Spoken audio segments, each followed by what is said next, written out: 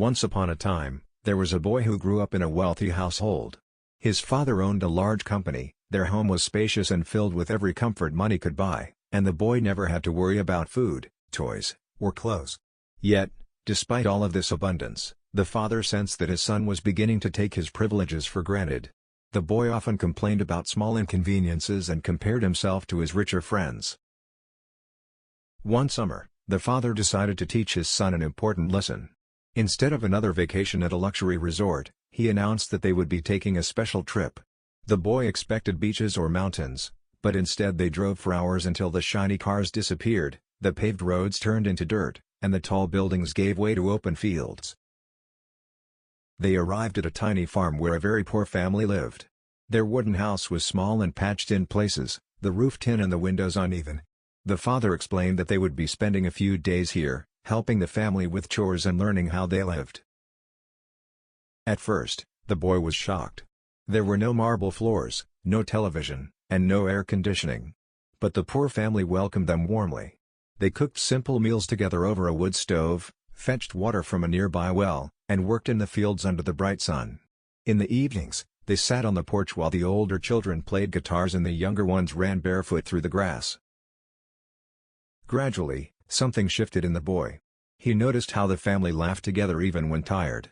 He saw how the children invented games from sticks and stones but played with more excitement than his friends with expensive gadgets. At night, he lay under a sky filled with stars he had never truly noticed before. After 3 days, the visit ended. On the drive back to their luxurious home, the father finally asked, "So, my son, what did you think of our trip? Did you learn anything from staying with that family?"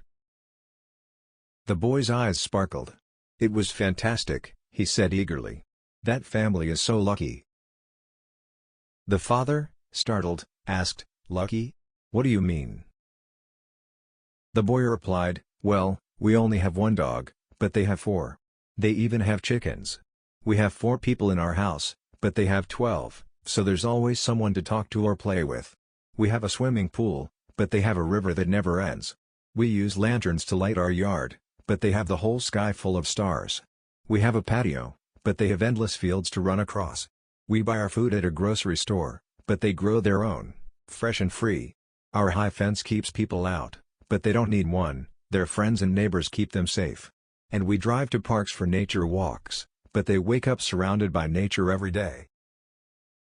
The father stayed silent. The boy continued, "Thank you for showing me how rich people live. They're so lucky."